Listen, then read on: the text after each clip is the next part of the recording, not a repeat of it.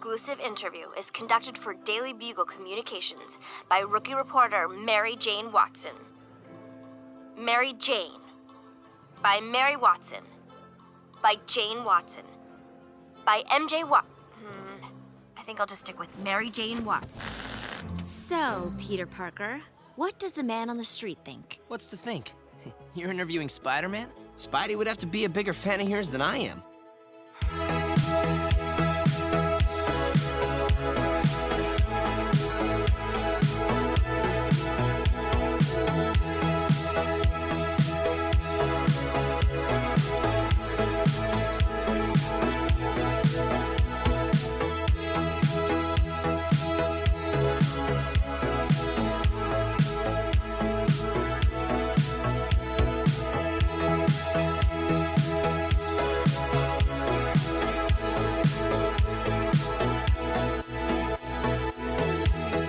Welcome to Gimmicks, a podcast about the high-concept, experimental, structure-breaking gimmick episodes of TV, from musicals to bottle episodes to an animated superhero found footage episode.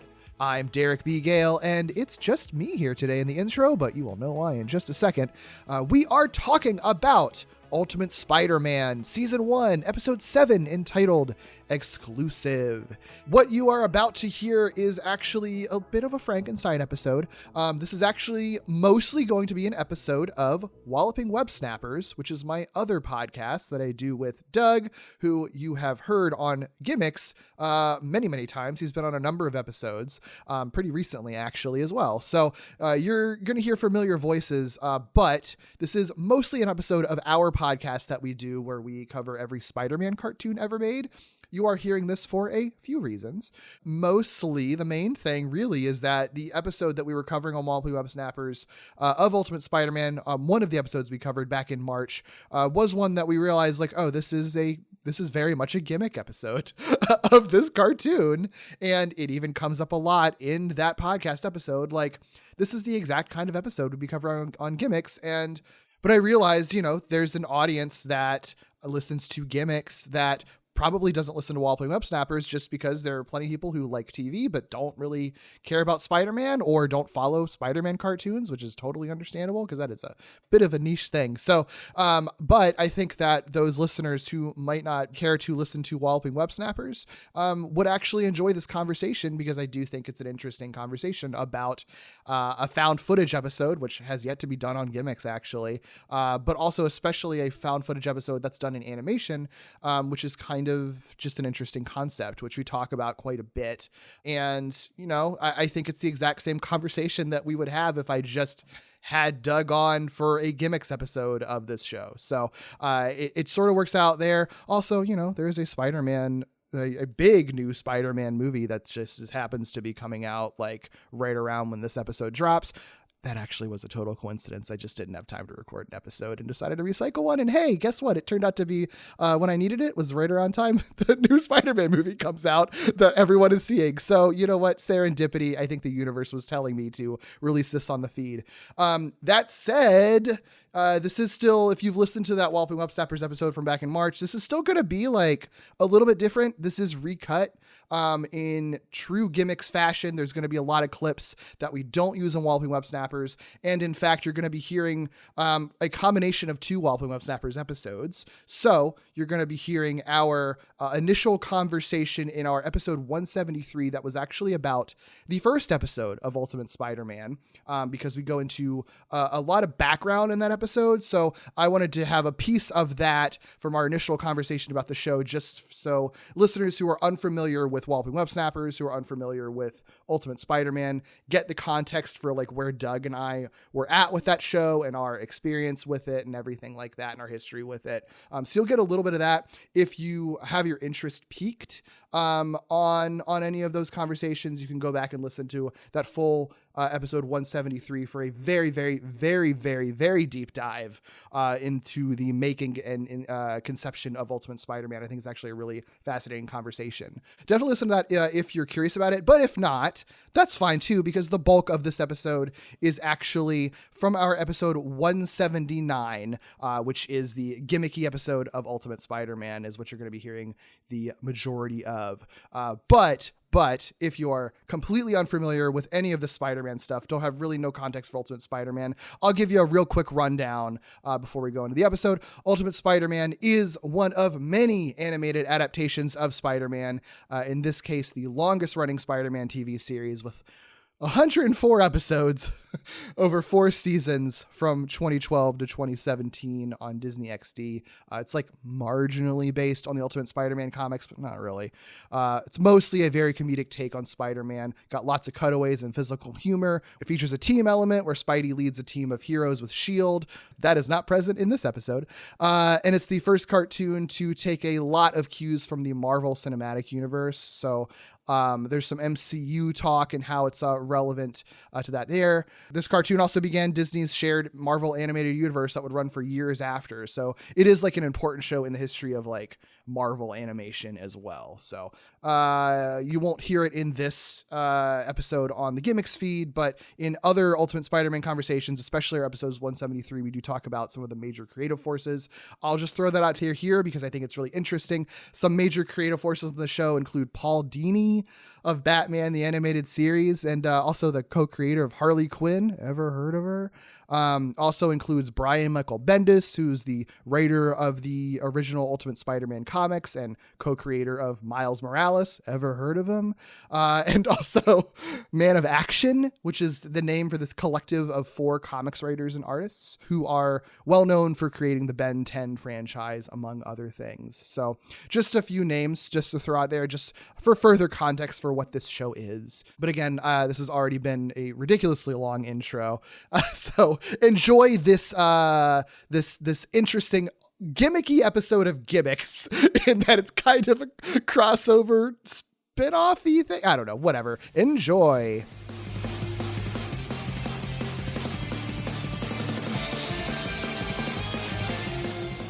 Welcome to Walloping Websnappers, a Spider-Man podcast where we dive into every Spider-Man cartoon ever made. I'm Derek. And I'm Doug. And is your spider sense tingling? It is, but it's kind of only feeling amazing, and I bet if I just trained, maybe I could get like that ultimate spider sense. You already did the joke, but I also plan to do that exact same joke you were going to make here, where I was going to say, hey, Doug, you know, we're pretty amazing podcasters, but are you ready to be the ultimate podcasters? I don't know. I don't really like podcasting with other people, so I think I'll just fly solo. So you're just going to have a podcast where it's just you talking into the mic by yourself? Yeah, totally. Telling stories, saying your opinions. I guess that's what a lot always works, right? That's what a lot of YouTube channels are, though, to be honest. I guess it's just you're just missing the video part of that, really. Maybe when you lose the video, it's more boring to people. I don't know. We've got a lot to talk about, so maybe let's not go on that tangent. Let's go. Yeah, so... Ultimate Spider-Man is what we're doing finally. The show is an interesting spot because there are people of a certain age who hate this show. To this day will still comment on our feed. People I'm sure have never listened to the show before will just be like, Ultimate Spider-Man sucks. Oh, I see this gif of the show. Awful show. I've had people respond like, I'll talk about like, I don't, when we've talked about the not like in the MTV show, it's be like, well, the real worst Spider-Man show is Ultimate Spider-Man. And it's just like, I don't care. I literally don't care. But then also there's bones to pick for some reason. Right. And there's that, but then there's also people who are probably younger who either grew up with this show or, you know, were in the exact right place when it came out, or just who aren't like weird little nerds and we're sort of like, this show's cool. I think the most recent like Apple Podcast review we have right now is literally just someone asking us to do Ultimate Spider-Man. Like it's just a request to do it. People, there is a significantly big fan base for this show that exists, which again makes sense. It was on for like 100 something episodes. Yeah. Like it is over 10 years old now. So there are people who were little kids when it started that are like adults now, you know, which is weird to think about, but that's the case. So what the 90s show was for us and what Amazing Friends were for other people and what Spectacular was for some kids, Ultimate is for them. And, you know, so we've got to give it a fair shake covering it, you know. And I mean, there's always that, what you're talking about, which is like every cartoon is somebody's first or growing up cartoon or nostalgia cartoon. And I'm sure you'll get into this, but this cartoon has a very specific context behind it within the landscape of entertainment that I think also enforces that even more strongly than like us from the 90s being like, this is my cartoon. Right. I think that this show really is, it's fascinating to look at the creation of it, like uniquely fascinating, I think, because it really says a lot about where, you know, TV and Marvel and superhero media was at the time. And also like a thing that when we get into the production of it, you know, in a second, like one of my main things that I just learned just from doing a lot of the research is sort of like, everyone who works this show, the people who work on this show, I think if you are unfamiliar with it or just like never paid attention to it, you'll be shocked at the caliber and pedigree of people who conceived of this show and were like really behind it. And so like you can't throw the baby out with the bathwater with something like that if it's not a thing you're going to vibe with, which I'll say up front, this isn't a show for me by a wide margin. I mean, I haven't watched beyond like a little bit of the first season, and I know that it changes significantly over the course of it. I've heard the last couple seasons are like way darker and stuff, which may or may not be a good thing. I don't know. Like for me, it's never going to be a show that I love. However, I do think that this is a show. I do think that there is quality in this show and there is a lot of talent in this show. Yeah, for sure. And this will be interesting because I think I'm probably coming into it slightly higher than you, but in the same category of like, it'll never be something I love, it'll never be something I hate, but I have a lot of fun watching it. So it'll be interesting to like actually finally dive in the way that you and I do. Yeah, for sure. To see if any of that changes for either one of us. I'm willing to have my mind changed on it because I think we've watched about the same amount too, which is interesting. Yeah. Well, I'm curious as you, Doug. I think both of us might have been in the same spot. Like I watched it when it first aired originally. And you know, we'll talk about this a little bit, but like the Spectacular Spider-Man wound was still very raw when this show came out, and I was a big fan of it, and I knew going into it like this is going to be a different show. I was prepared for that. I watched maybe the first 6 or so episodes of it, and I was like, okay, I'm not really vibing with it, and then I kind of dipped out, which I would argue is like a normal, calm response to have to a show you don't like. That is very antithetical to how a lot of the internet was at the time, but yeah, that was just my experience with it. And then I think I watched a little bit more of it in preparation, you know, for this podcast, and my feelings haven't really changed. It's sort of like, I get what it's doing. And I appreciate what it's doing. It's not real. It just does it does pretty much all the Spider-Man stuff that I've never been interested in. Like I've never been interested in Spider-Man on a team. I'm not really super interested when Spider-Man is like super comedy focused. I don't care when he rides a motorcycle. That's what all this show's about. So like, it's just never going to be for me. What was your experience with it before the podcast? Yeah, well, I mean, the interesting thing is I'm glad you brought this up, the Spectacular thing. I didn't have the Spectacular context, and I wasn't watching it live at the time. So when I first watched it, I didn't have Spectacular context, and I was watching it out of time, so I had the ability to kind of binge it. And I know that I watched a chunk of it outside, I think even the context of doing the podcast, so I'd already watched some of it. And then at some point, because I knew we would need to cover it and I knew it was different enough and big enough that we probably would have to consider like how we would tackle it, I then watched at least as much as I watched the first time. So I've seen into the second season. I just don't remember how far into the second season I got. Oh, wow. Okay. And my sort of reaction to it is always like, oh yeah, this show's funny. Like I kind of forgot that like it's funny and I have fun watching it. And then when I'm not watching it, I kind of forget a lot of the things that happen. So I think that's kind of what I mean when I say, like, I don't think it's, and who knows, maybe those final 2 seasons will change my mind. Maybe they will make me remember it for all the wrong reasons. I don't know. But I think it just, part of it's probably timing, part of it's probably tonal, part of it's probably, at least from what I've seen, something that felt like it wasn't necessarily, it's a unique show, but not necessarily pushing superhero stuff in a unique direction. So it just isn't the kind of thing that I think is ever going to really latch onto my brain. But I kind of thought that about 2017 too. So who knows? Yeah, yeah. I'm willing to have my mind changed and be surprised and like maybe fall in love with it a little more as it goes along. Because yeah, I wasn't sure how I felt about 2017 when we first started, and then by the end of that first season, ended up like really digging it way more than I ever thought that I would. So I am so open to having my mind changed, but also if my feelings stay the same, it's still just going to be like, sure, It'll okay, be fine. Yeah, it'll be fine. I think if someone asked me right now, based on what I've seen. And don't let this be discouraging because we haven't seen the whole thing and we haven't done like our podcast thing on it. But if somebody asked me right now based on what I've seen, I'd probably be like, yeah, that cartoon's fine. Yeah. It's pretty fun. Yeah. Like I think that's what I'd give them. Yeah. I think it's an interesting spot because it's like both, it's like underrated in some ways because, you know, it's very, people it's either hate it too hard. I hate it too hard. Right. It's underrated in some ways, but then at the same time, it's like, yeah, but it did get a healthy run of like over 100 episodes. There isn't a specific number that tells me this, but I really think this is like the highest budget a Spider-Man show has ever been, before and after. Like just from like the caliber of writers and actors they have on it, like the movie connections they keep having in who they pull in, and just the way that it looks like visually, like even if it's not, you know, it may not be my favorite show stylistically, but I do think that like the animation seems to be pretty consistent and on point, and there seems to be more artistry put into it. Not artistry. There just seems to be more like resources put into it than like the 2017 show that comes after it, for example, which I think looks good often, but also looks cheap often. And I don't know that this show ever looks cheap. And so, you know, that because of that, it makes it weird that it's like underrated, but also like seems to have had way more support than like any other Spider-Man show ever has from its, you know, funders and stuff. So I don't know. It's sort of, it was a successful show, so I'm not going to like cry a tear for not enough people loving it either. It's a weird situation that'll be interesting to talk through. We'll be right back to Marvel's Ultimate Spider-Man on Disney XD. You want to be ultimate. Coming from Marvel and Disney XD, an all-new Ultimate Hero. Break! Not break! Can I get some backup here?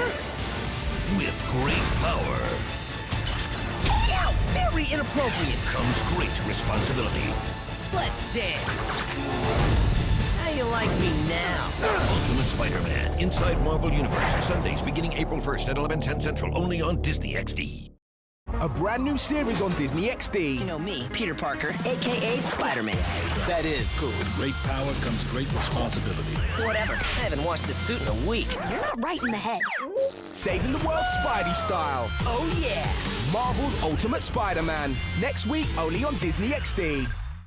And now, back to Marvel's Ultimate Spider-Man on Disney XD. Funny story about this episode. Mm-hmm. This is a found footage episode. Where'd they find the footage? It's really, you know, we don't really get a chance, I feel like, on this podcast to do like, I guess because they're Spider-Man cartoons, they don't really do a lot of like high concept-y, like format breaky type episodes. So it's kind of wild that I feel like one of the only times we ever run into it is from like Ultimate Spider-Man of all things. But you know what? So funny to me. It's funny, but it actually feels right now that we've watched a bit of the show and like and looked at episodes like separate from each other. This is kind of the easiest show, I think, for them to pull this off because it's already kind of wacky and segmented in ways. And you kind of are calibrated by this point to expect the unexpected, you know? Yeah. So it makes sense.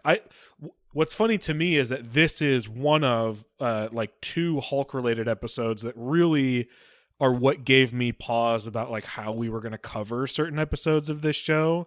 Because this episode is really interesting, but because of what it doesn't really follow like a normal pace. And like the amount of things that happen isn't quite as much because of like what they're doing. Like the main focus of this episode isn't really the story. It's like the way that they pull off telling the story. Yeah, no, for sure. I mean, okay, here's the thing. I have a podcast about episodes like these already.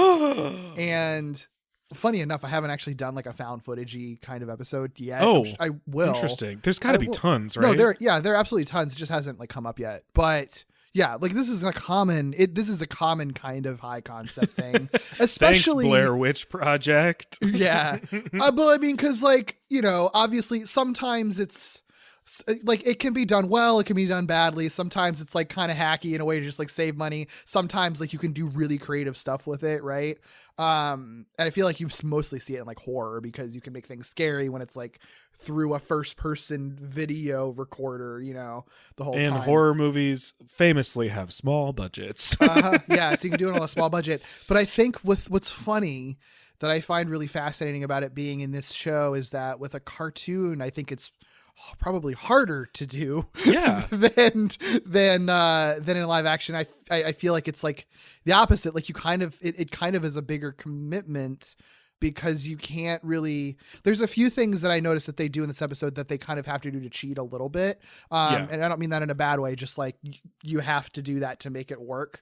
But like this episode, I would be curious to have like an animator or something. Yeah. Like anyone that's ever worked on it, like actually watch it and be like, oh yeah, that actually is a really challenging shot that they pulled off, because you can't really have cuts very often. You do have to be following like a character from a very particular perspective at all given times and just like animate across the board as the camera is turning around back and forth, Yeah, well, I mean, even if you aren't necessarily intimately familiar with how things are animated, if you just think about like they don't have a camera that they can tilt. You know what I mean? Like they don't have a camera that they can throw or whatever. Like that everything they're doing, they have to like storyboard and conceptualize like flat, you know what I mean? Mm-hmm. They can't just say like, oh, put this, hold your camera down here, or, get up here, we're going to give you a handheld camera or a GoPro or something and like get up on the camera. Like they have to conceptualize all those things and basically like simulate what it would be like to do that, which I imagine would be really difficult to storyboard, probably difficult to animate and direct, So, and even just to like, to figure out like the geography of something when you can't just like cut from here to there. Mm-hmm.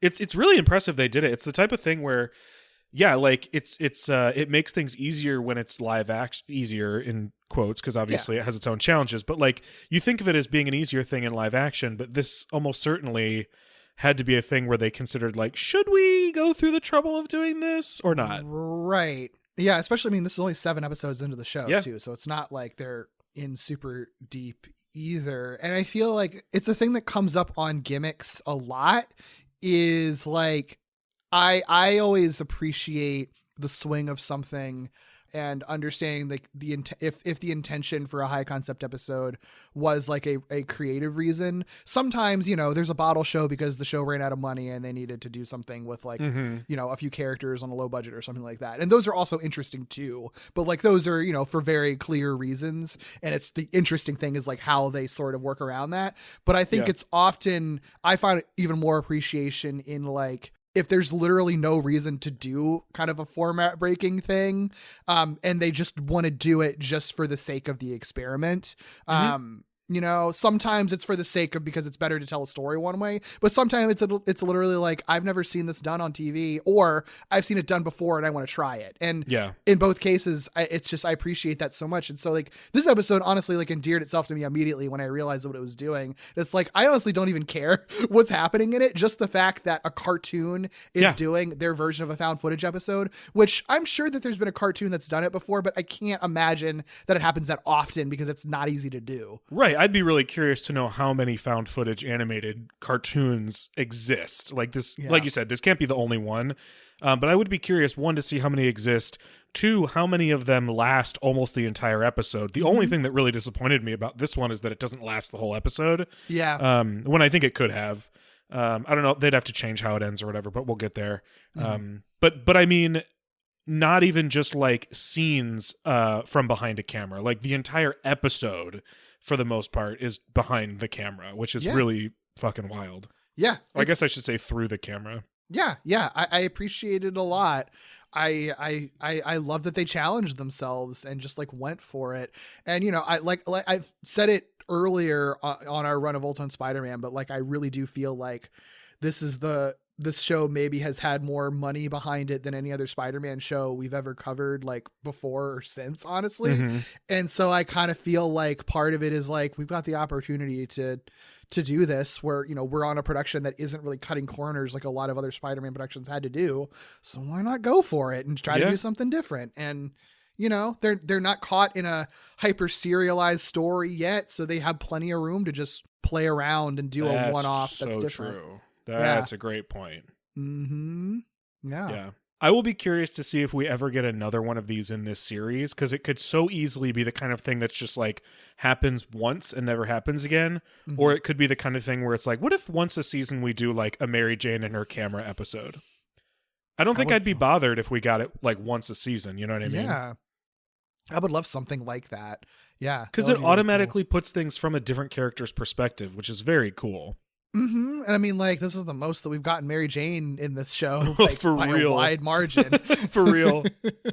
It's funny too, because, you know, we obviously, you know, preface this episode at the end of the last episode saying that it was about Mary Jane getting an interview, and it didn't even click to me that this was what this episode was. I was like fully prepared for like a very traditional episode where she interviews Spider-Man and it causes like problems. You know what I mean? Yeah. It's a really cool use of Mary Jane as a reporter to set that story off too, because, you know, it hasn't really played any role in anything so far. Yep. So it gives a good reason to have a story like this with Mary Jane, which is fun. Definitely.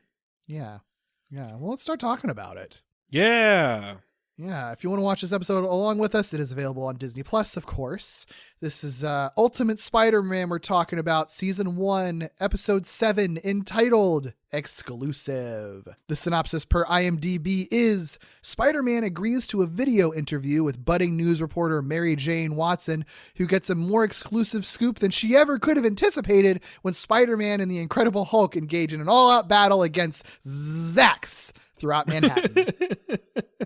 The original air date was May 6th, 2012, which that's going to put us, this is our first episode that has aired after the Avengers has opened. I was going to say, are we in a post-Avengers world now? Yeah, we're officially fully post-Avengers now. Wow, the Avengers were born in 2012. Yeah, that's how it works. The first anything they ever appeared in. Yeah, so true. Wow. So true.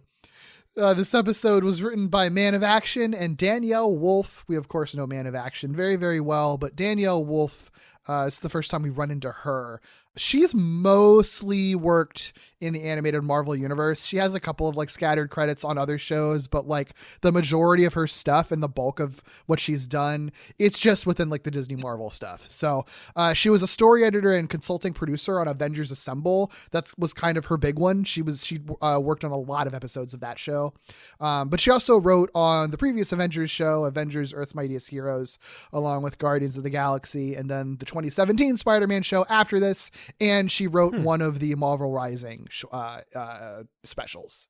So is this just the first time we've talked about her in the context of this show? Or have we talked about her before at all? We have not before at all. Her name sounds so familiar. She didn't write any of the Marvel Risings we watched. She wrote the Playing with Fire one, I believe, which we didn't cover. Okay. And then the only 2017 Actually, I don't remember how many Spider-Man 2017 episodes she wrote, but she doesn't write until the second season. So, yeah, we have not run into her before. Interesting. Yeah. Mm-hmm. And this episode was directed by Alex Soto, who directs most episodes. So he's a major artistic force on this show. He's known for being the series director on Teen Titans. He directed on the original version of Ben 10 and was a storyboard artist on a ton of shows in the 2000s and 2010s. Peter Parker, aka Spider-Man, is voiced by Drake Bell, who is most known for Nickelodeon's Drake and Josh, multiple DUIs, and creeping on a 15-year-old girl when he was a full-grown man. Yeah. Okay. I want to just get my Drake Bell thoughts out like right now. So then we don't have to, I mean, it's going to come up. There's going to be times we probably comment on his performance. Yeah, it's going to be complicated, but I'm going to try not to talk. I don't feel like talking about him as a person beyond this. So just going to get out right now because he sucks.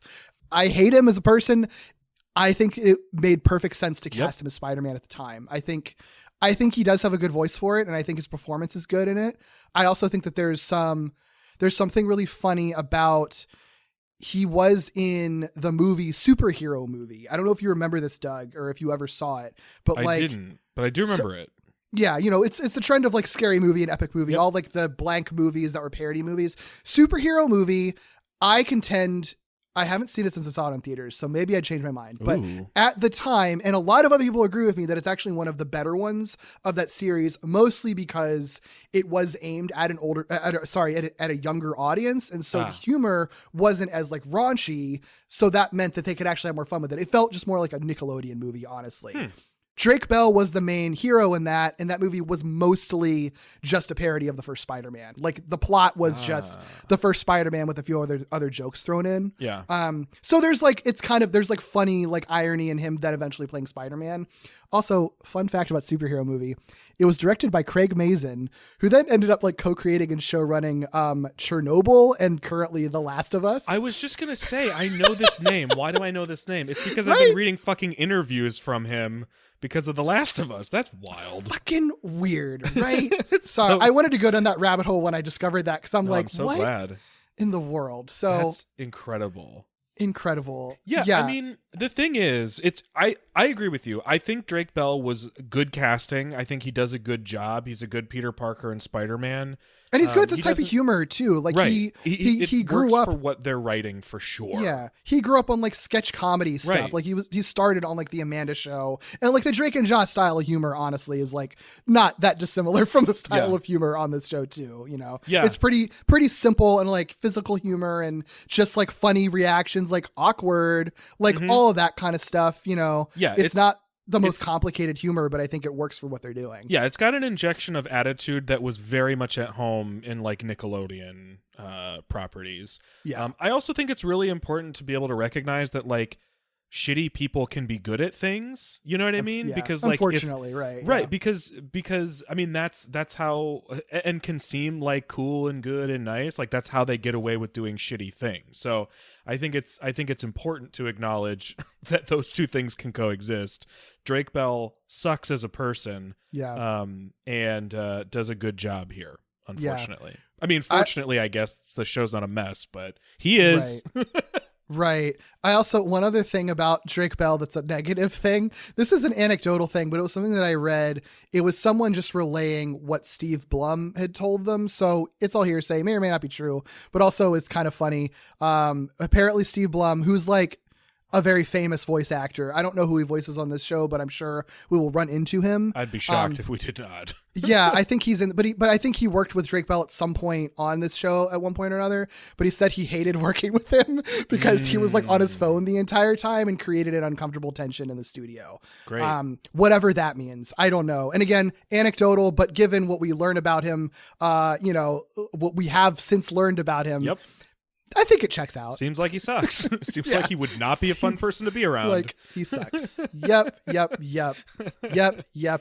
So, I imagine, like you said, we won't have that much more to say about it because it's pretty cut and dry, actually.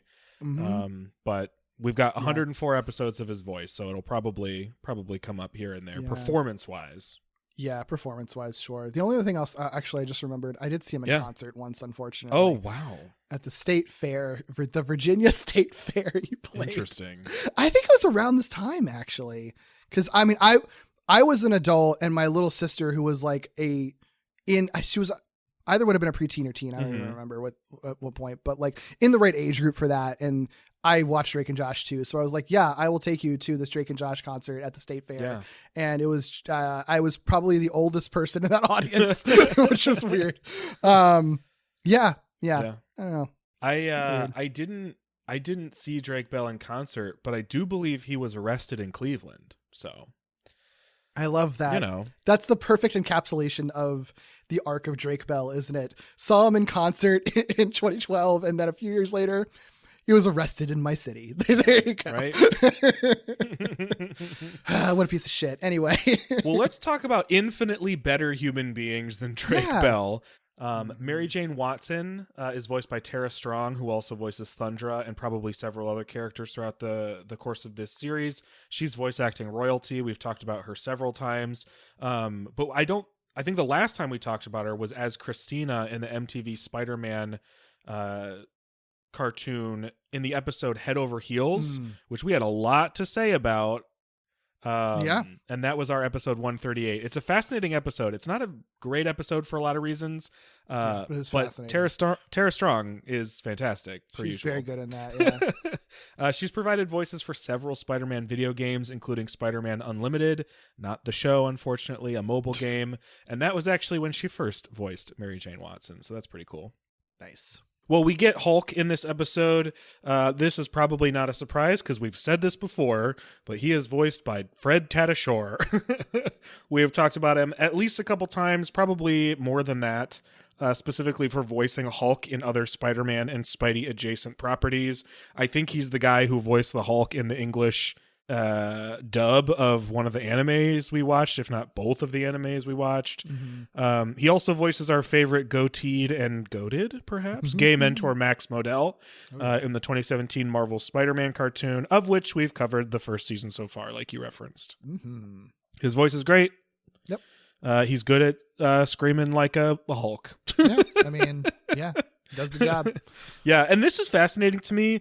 Zax, the energy monster, who they don't ever call Zax in the show, is apparently voiced by D. Bradley Baker, but not credited as doing so. So I don't know if Zax comes back at some point, and that's where he gets credited in this episode, or if it's just one of those things. Because D. Bradley Baker's interesting, right? Because D. Bradley Baker's a huge deal.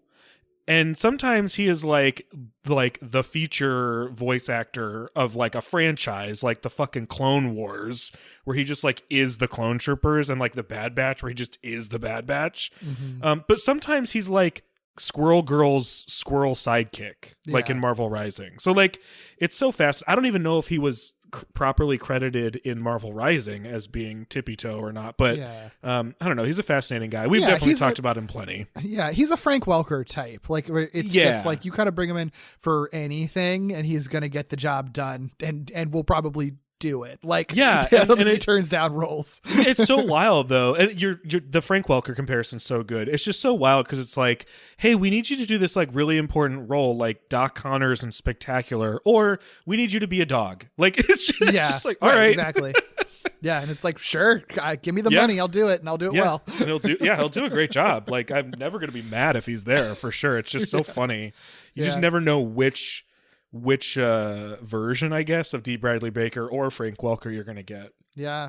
Those are our guys. World of voice acting is just fascinating. It really is. It really is. It's also funny that, like, I mean, Hulk is a man of very few words. And so, like, the two featured voice actors we're talking about here, like, primarily just, like, screamed a lot. And I think that's beautiful. Yeah. I do too. Yeah. I mean, this is mostly an episode carried by Mary Jane and Spider-Man talking the whole time. Which I'm here for, sure. Yeah, absolutely. Well, let's get into what actually happens in this episode. It's like I said, it's not an especially long episode as far as plot points go, but I would be shocked if you didn't have things that stood out to your Gimmicks eyes. Sure. Along the way. So this episode opens with Mary Jane prepping for telling her friends about and conducting an exclusive video interview with Spider-Man for a Daily Bugle sponsored journalism contest. So how long have you wanted to be a reporter? Forever? But I don't know why I'm answering your questions. You're the one who agreed to be interviewed. My audience wants to know. Why now? Why me? It's important for your friendly neighborhood superhero to know the top media movers and shakers. Speaking of which... That was amazing. It was like... Flying? Your voice sounds familiar, but I can't quite place it. Are you a public figure in real life? This is my real life. You know, it's not much of a story if you won't answer my questions. Because, of course, like she mentioned very early on, her dream would be to work not necessarily for Jameson, but for something that would give her that kind of like journalism cred. Yeah. So this is one of her attempts at sort of getting in good with the Bugle. Yeah. I like her practicing like which version of her name she's going to use for her byline. Yeah. I feel like it's a nice little detail Because, I mean, she is someone who does have a 2-name first name, which means she could do. And she goes through every variation, like Mary Jane Watson, MJ Watson, MJ, Mary Jane, Mary Watson, Jane Watson, which I'm like, oh, stay away from that. What? Yeah, don't do that one. Don't do that one. I think by the end, the end of the episode, she is MJ Watson is what she lands on. When she actually shows her video, I believe. That's interesting because I feel like she lands on Mary Jane Watson at the beginning of the episode. Yeah. I don't know. I don't know what that means, but it was an interesting choice. Yeah, I dig it. Yeah, that was a fun detail for sure. Mm-hmm. Well, as Mary Jane and Spider-Man engage in a bit of back and forth about just how much personal information Spider-Man will or really won't share, the Hulk lands nearby, knocking Mary Jane from the roof where the two were talking. And like we mentioned, the vast majority of this episode is found footage. So the episode starts from the perspective of Mary Jane's camera, and it goes throughout this whole thing. So this is the first sort of like, oh, this is going to be almost like a found footage disaster reporting type thing, because Hulk lands like right next to them and like knocks her over, you know? Yeah, it's interesting because I remember it's like the first episode, I think, where Peter very explicitly is like, I don't want to do an interview with Mary Jane because she'll guess that I'm Peter Parker. And then here we just start off where he's just already agreed to it. And I don't know if I like it. I like that they sort of skipped over him deciding or not, because like it feels clever in this episode because we are only seeing it from Mary Jane's camera's perspective, so we're not going to see a scene of Peter Parker deciding to do this. But it feels like the type of thing that at least a couple other shows, I'd say specifically 2 other shows we've talked about, would have set up in a previous episode. Yeah. I mean, this just isn't the kind of show that really does. Right. It will set up, like, I'm sure it seems like it sets up major plot points and stuff, like major storylines, but like things like this, if it's a standalone story, they are writing it as a fully standalone story and not set it up ahead of time. It would have been nice to have some kind of throwaway line of like Spider-Man mentioning like, oh, I wasn't going to, but you convinced me somehow or whatever. But I also kind of forgive it a little bit because of how they're actually doing this episode, is the whole structure of it. And I think how they do a lot of episodes, right? Like, it's interesting. The show does, I mean, if I think of Doomed, if I think of, what was it, just last week when we talked about Gay Taskmaster? Like those 2 episodes, you know, they really could have been placed anywhere in the season's timeline for the most part. This one really could as well. So it feels like they kind of have 2 different kinds of episodes. Like, this seems like a show that I wouldn't be surprised if by the end you could very easily make like the abridged version of the show. And unfortunately, it would probably cut out like all the best episodes, because the best episodes so far have been the ones that you can just plop in wherever. Honestly, this show's kind of like the X-Files in that I feel like all the standalone, I totally get that though. All the standalone Monster of the Week episodes of the X-Files are the ones that like really stand the test of time and that are most fun to watch. And all the like the mythology ones that at the time, know, fans were saying that they wanted, but those are the ones that sort of like, actually, if you revisit the X-Files, it's like, I don't give a shit about most of them. There's a few of them that are good, but for the most part, the stuff that you want and that you remember from the X-Files are the fucking like the fluke monster and like and the vampire Rashomon episode and stuff like that, like and I feel like this show's kind of the same way. The ongoing plot arc, as much as there is one, which there isn't even, I feel like the ongoing stuff just isn't very compelling, at least not yet. So anytime they do the ridiculous standalone comedy episodes or the high concept ones or whatever, it's just sort of like, okay, no other Spider-Man show's doing what I'm watching right now. This is what I'm feeling. Yeah, absolutely. It's fascinating, and I've said it before, but I can't wait to see, if this feels like just a first season thing, or if we'll continue to be delighted by these sort of standalones throughout the series. Yeah, we'll see.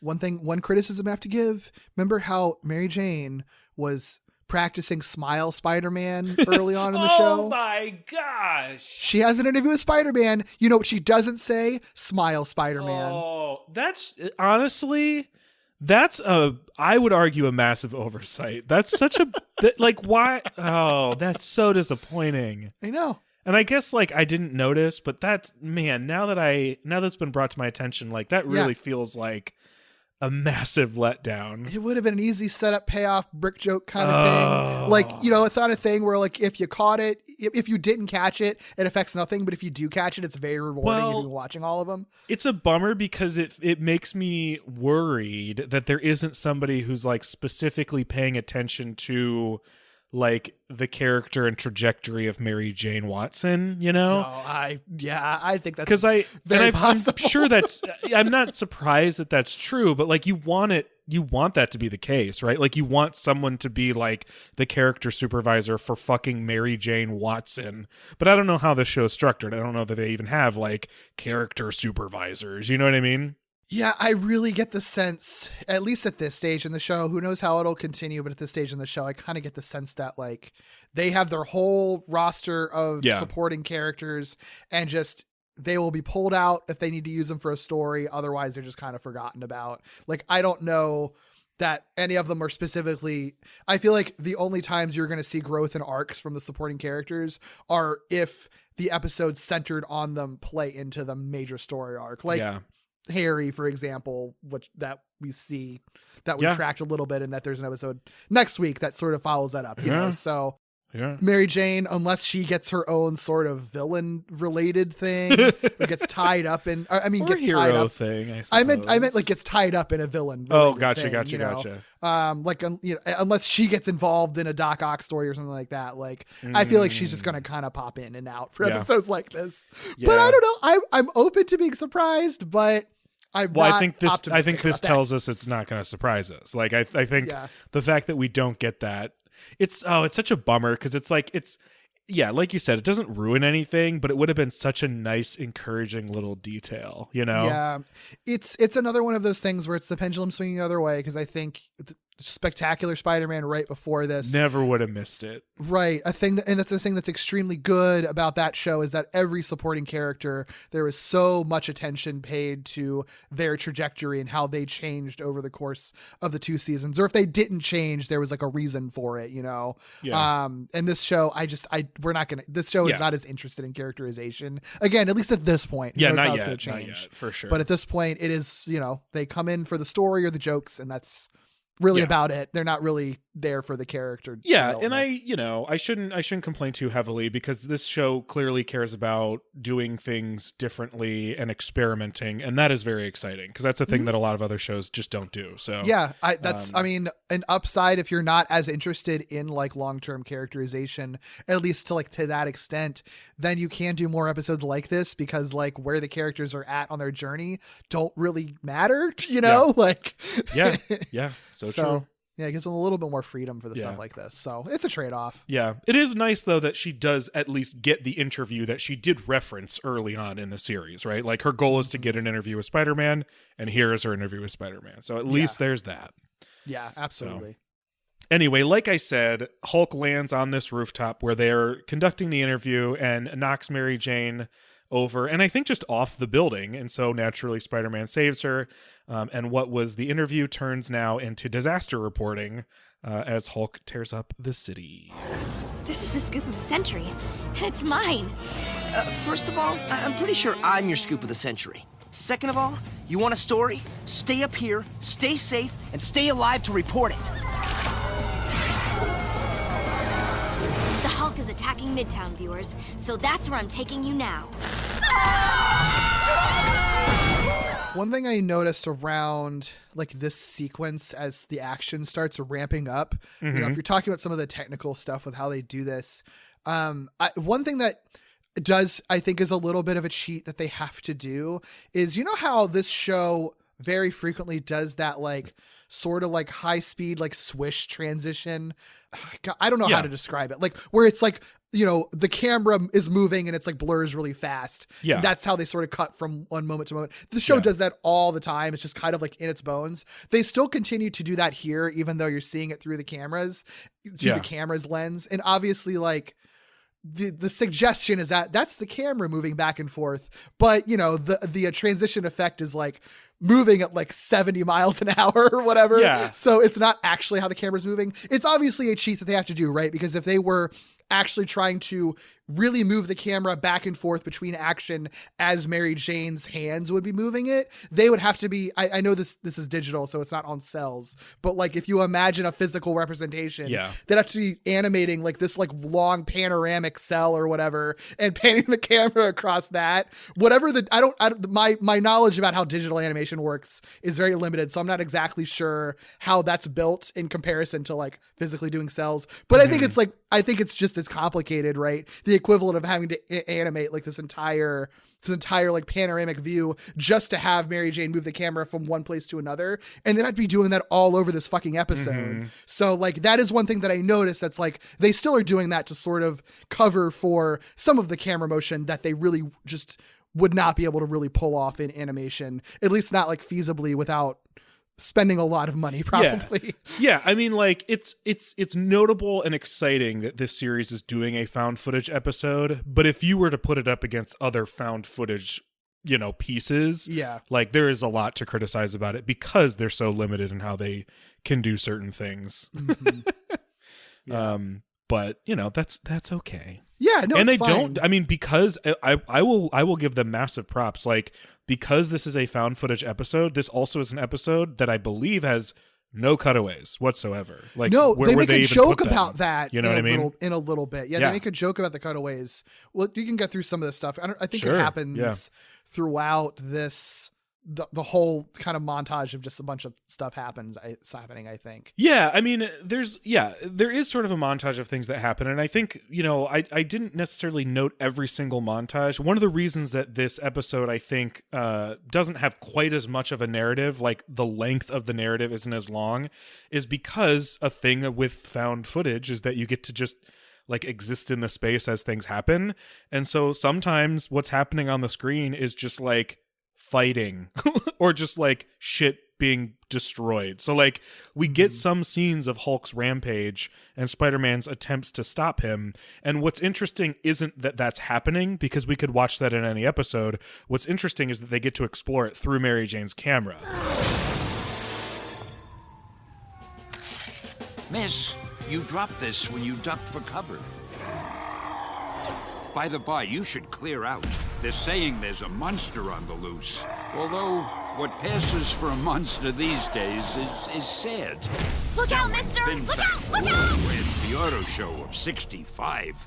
Now that was a monster. So we see this conversation with janitor Stan where he's nearly crushed by a car. And it's interesting because he's like close to the camera and like you see a car like fly from the very, very background of the scene to the foreground of the scene. We see Spider-Man saving a group of cops from being crushed by a hot dog cart. We see him saving a whole bunch of folks who are flung from the top of a double-decker bus that's like careening towards Mary Jane and her camera, Yeah. Like, what's interesting isn't what's happening. It's like that they pull off these like unique ways of doing these events that would otherwise be kind of normal in a Spider-Man property.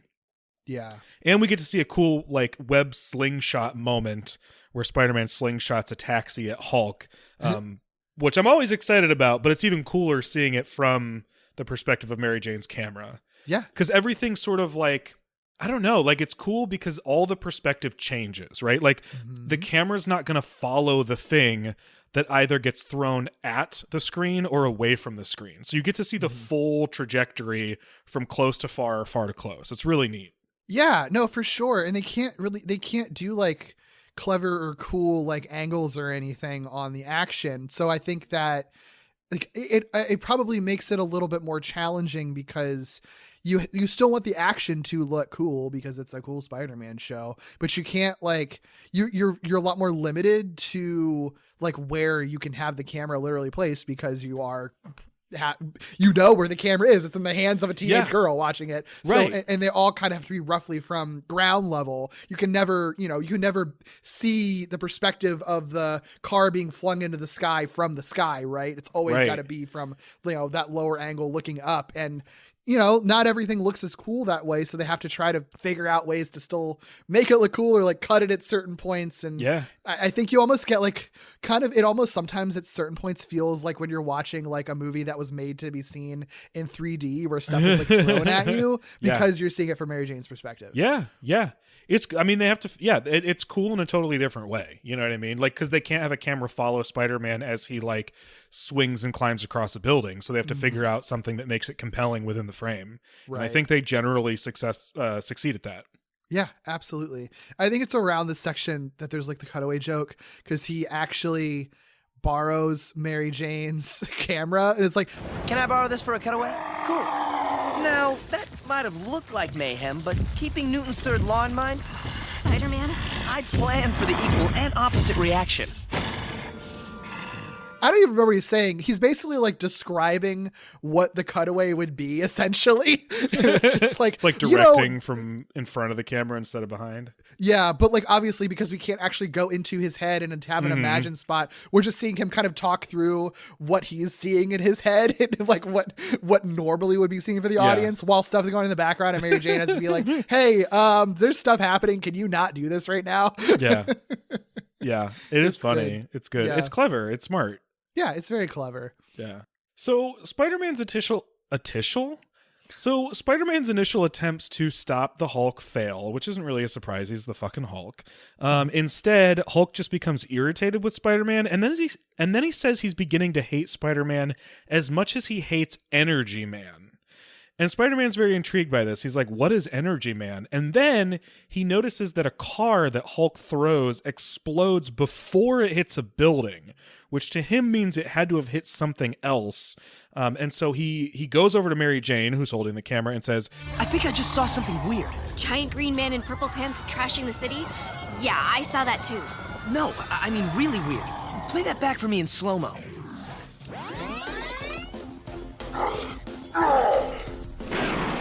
That car broke apart before it hit the building. Hulk is right. Crazy, but right. The Hulk said Energy Man. He meant Invisible Energy Man. So, assuming Hulk is fighting someone or something I can't see, how do I see it? I have an idea. Night vision mode. And so they do that. They show the footage again, but slower. And we then see, yeah, it does hit something first, which means it must be hitting something invisible. And so Spider-Man's like, I got it. There's an invisible foe. Hulk is not fighting us. He's not just rampaging. He's actually battling against something we just can't see. Yeah, that's a cool use of the camera. Like actually using it in the context of the plot. Like that's how a major plot point is uncovered. I like that. I think that's really clever. It's nice because Mary Jane is not just a passive sort of observer, nor is the camera simply just like a perspective. Yeah. It actually plays a vital role a couple of times in this episode, which is really cool.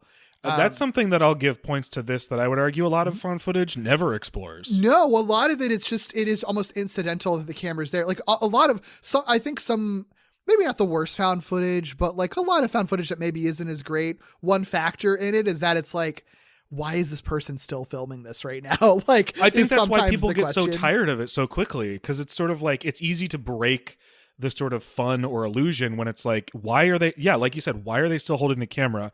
Or like, why is this being filmed at all? Like, what's the justification for this being found footage? Yeah. And sometimes sometimes there's maybe a suspension of disbelief that you can try to have for it or whatever. But like sometimes it's glaringly obvious, it's just like it makes no sense that they're holding the camera. So with this, it's hard because it's automatically more grounded if you do found footage. Like It's supposed to feel like something you could do. So you're like, but I would never do that. Yeah. It's definitely a challenge. I think the best found footage stuff, I think kind of finds ways to deal with that, or it's sort of like, I think like in this case, I think like Cloverfield's kind of the same way too, where it's like there is something truly bizarre happening right now, so you want to have a document of what's happening from your level. Like it makes sense that you're intentionally trying to film everything that's happening. And this is kind of the same way, where it's like, we know from the get-go she's trying to be a reporter, she's in the middle of all of this, like it makes sense that she's going to continue trying to film everything. She's not participating in the action most of the time either. She is meant to be kind of a viewer,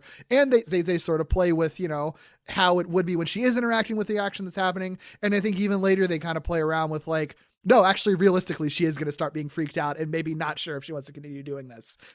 As you can plainly see, the streets of Midtown are in chaos. And while I'm not exactly cool with that, we're staying live.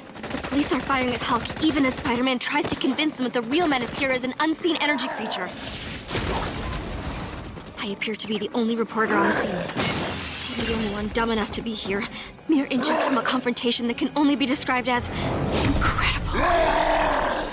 They It's play never passive. Like, people actively are like, get out of here, and she's like, no, I will stay. Yeah, considering how cartoony this show is, they actually kind of play the camera person of a found footage thing like way more realistically than some other found footage things do. It's I really think cool. because this show's a comedy. You know, this episode is not meant to be funny, but in a way it does kind of parody found footage stuff, but like in a way that tells a sincere story, if that makes sense. Like, it kind of is a spoof or a satire. Maybe satire is the best word, because like satire doesn't have to be like wacky or funny. Yeah. It almost is a satire of found footage stuff, but you wouldn't realize it right away because it just feels like a sincere found footage episode. Yeah, and they still do all the cool things that you'd want. Like, there's it's only like one or two times, and it's usually pretty brief, but like you do get glimpses of like the first person of what it's like to ride along with Spider-Man. Oh yeah, if you're swinging with him or whatever. Like, that's really fun. I love that. This might be.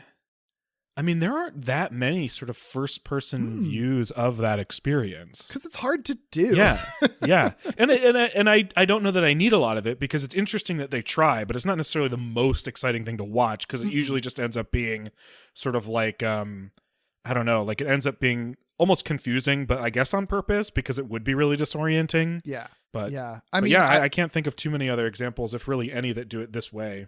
Yeah, no, I think this episode is smart by only doing it very briefly, like one or two times. Like, you get it, because it's like that's what you want, at least one instance of it if you're gonna go for first person found footage, you know. But that they don't overdo it, because it's not really that interesting to watch. I never really liked that much, the first person POV stuff in Amazing Spider-Man, like the couple of times they did it, and in the trailer it's not bad, but it's also like it doesn't really do anything for me at the same time. Well, it's not what I think is cool about Spider-Man being acrobatic. Like, what I think is cool about Spider-Man being acrobatic is seeing him be acrobatic. Yeah, like, I don't need to be the one doing it. Like, that's not, I'm not actually doing it. So just show me. It's funny too, because the Amazing Spider-Man movies have such great moments of the acrobatics that it's like, you don't even need to do the first person thing. Just show us the cool shit we came for. Yeah. Well, this is also pretty cool, and it's becoming a thing that they've now done, I think, 3 times. I think this is the 3rd time. MJ suggests they use night vision, which she has on her camera, to scope out the scene. And of course, this version of Spider-Man has night vision in his goggles, I guess we'll call them, his eye lenses. And so they do, sure enough, see a man made of energy that they could not see before. Yeah. So, Energy Man. Energy Man. Spider-Man attempts to share this new information with the police, but they won't listen. There's one guy who's like, I'm a Jameson fan, and like immediately just begins shooting at Hulk. Tell your men to pull back. You're not safe. We're trained to protect New York from threats like the big green guy and you. We're not the problem here. Sure, yeah, I can tell by the way you're wrecking the place. Hulk is trying to protect us all from a giant invisible energy monster. Sounds really ridiculous out loud, doesn't it? Sorry, Spider. I'm a Jameson fan. I could save the city, but no one will listen to a menace. Thanks, Jameson. Lock and load, boys! Damn, cops suck, don't they? They really do. I mean, I like this episode really positions both cops and S.H.I.E.L.D., honestly, as like just being real assholes the whole time. It's pretty great, honestly. Yeah. But yeah, I mean, and Mary Jane, despite being in danger, obviously gets an officer's attention and just like, hey, energy monster, look at it through my camera. So the camera plays another role in the plot. It's just like, hey, here's actual proof and evidence. You can only see it through the camera, but it's right there. And just as she does, the Energy Man zaps the electricity from a nearby billboard, becomes visible to the playing eye, and attacks Spider-Man and Mary Jane. So...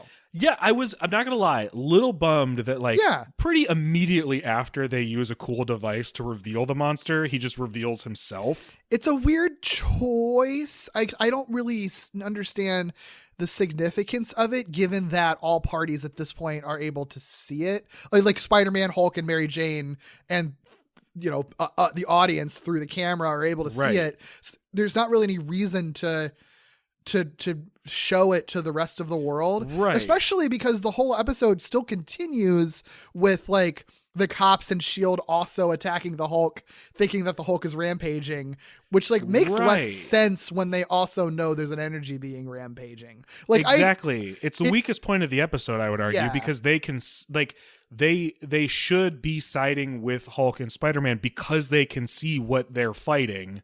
Yeah. But they don't act like that. And they could have gotten away with just not revealing him to the world, and then it would make sense that they never get on Spider-Man and Hulk's side unless Hulk and Spider-Man figure out a way by the end of the episode to reveal him, you know? Yeah. I mean, they still could have had the episode end the way that it does. It's just that it doesn't, the energy man doesn't reveal himself, or he doesn't become visible one way or another until like the very end. Yeah. You know, I think that still would have worked. Yeah. It's just weird. And it doesn't add anything to this whole section of the episode until we get to the end. So yeah, it's strange. Yeah. Actually, you know what it might be? I wonder if they were just worried about, because you can only see Energy Man like through night vision, right? And that's and right. They probably didn't want to have the rest of the episode in night vision. I think they were worried about that. We see it, but we only see it when she's in night vision. I think it would have been cool. A good catch. It would have been cool, but I think they might have been worried because I could see it being a little off-putting. I don't know if I would want to watch the rest of the episode. I mean, this happens pretty early in the episode. I don't know if I would want to watch the next 20 minutes of this episode, or that's true. Whatever, 15 minutes of the episode in night vision. Yeah, I feel better about it now. I think that's all it was. I'm glad you had that thought. Yeah. Okay, that's fine. That's understand. You know what? Again, that's part of the limitations of doing this sort of high concept episode, right? Like you can't just have the audience see what you want the audience to see. They have to see what the camera is seeing explicitly in universe. So there you go. Yep. Yeah. Good catch. Well, the two escape to a rooftop, and Mary Jane prompts Spider-Man to call Fury for backup. Director Fury, it's Spider-Man. I need help. Send S.H.I.E.L.D. backup. Nice to hear you admit it. We're all hands against a destroyer-class threat in Jersey. You can't just let Jersey go? There's a funny Kamala Khan would never allow it. Very dark joke. I like it. So Spider-Man has to figure something out in the meantime because he is all on his own, determined to get Hulk and the Energy Beast out of the city so they can stop just rampaging, causing damage. He tries to direct Hulk smashing toward the river, but to no avail. However, Mary Jane's like, ooh, speaking of water, there's actually a water tower, like literally right behind you, Spider-Man. So Spider-Man's like, of course. Oh, okay. Tears it down, dumps all that water on top of the Energy Beast. And it seems like maybe like for a half second, like, has it just been defeated? Has it just been destroyed? But, we know better. The Energy Beast actually escapes via a street light in a very like Electro kind of way. Very Electro. And then that street light goes into the subway. I feel like I know the answer to this because it would have made itself clear earlier, but do you know anything about Zax? No. Yeah, me neither. I don't know anything about what Zax is supposed to be, what its power sets are. I'm guessing it is just like Hulk's Electro. Sure. I feel like anytime I don't know a villain in this show, it's because it's like someone else's villain. I believe that. So yeah. I have no idea, but who knows? Well, Spider-Man and Mary Jane do make their way into a nearby subway station. And when the Energy Beast begins to attack, Spider-Man tries to convince Mary Jane to run. So this is where it really does begin to sort of play with the idea of like, why are you still filming this? Why are you here? You should go back up. Creepy abandoned subway station? Usually creepy for a reason. Is it getting darker in here? Spider-Man? Who knew night vision is actually a useful option? Please tell me that's the 6th train. You need to go back up, Mary Jane. Now. Which, again, I like, because we're asking the same question in found footage stuff, You have to justify it one way or the other. In this case, it's Mary Jane, and she's a stubborn reporter, so of course she's not going to go voluntarily. So when she doesn't, and when Hulk joins the fight underground, Spider-Man actually just tricks her into leaving the station. He, is like, okay, we're going to run then, and they both run, and he, webs her out of the station. Yeah. Which results in a pretty cool shot, because she's like, okay, well, I'm not going to not get the story. So she just finds, an opening in the street, a hole in the street, and films through the hole in the street. It's cool. I mean, this whole sequence I think is pretty cool because even before that, which is cool, like you have the camera kind of being passed back and forth between Mary Jane and Spider-Man because he like grabs it and then he's following Mary Jane as she's running up the stairs and then he like tosses it back to her. So they're still like, they're almost doing as if it was a regular episode of TV, cutting back and forth between the characters as they're talking, but they are literally tossing the camera between each other so they can get the different shots of the other person. Essentially. Yeah. And I think it's like organically done. It doesn't feel like forced or anything like that. It's kind of naturally threaded into the action that's happening. It's really, really cleverly done. Well, and I appreciate them making sure that just because Mary Jane's behind the camera, we don't never see her, you know, they still find several ways throughout the episode, several different ways to make sure that Mary Jane, who this episode's story is told through, still gets to be on screen many times. Yeah, you know, that was the thing that I was wondering about because I think another thing that found footage stuff often does that can be good or bad depending on the context. Like sometimes it's almost intentional that the person behind the camera just isn't much of a character, so like it doesn't really matter that much. But sometimes they are, and a lot of times the only way that they do show their face is if the person just turns the camera around and talks into the camera themselves, which can get really awkward. And Mary Jane does that a couple of times in this episode because you would do that. But I like that, like, they don't just rely on that. That actually doesn't happen that often. Most of the time, it's like you see glimpses of her in the middle of action because of the way that she's holding the camera.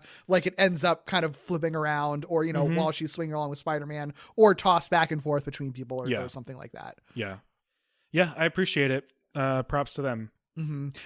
One weird line though, when Mary Jane is in the subway and the lights dim for a second, she's like, she turns on night vision again, of course. She's like, who knew night vision is actually a useful option?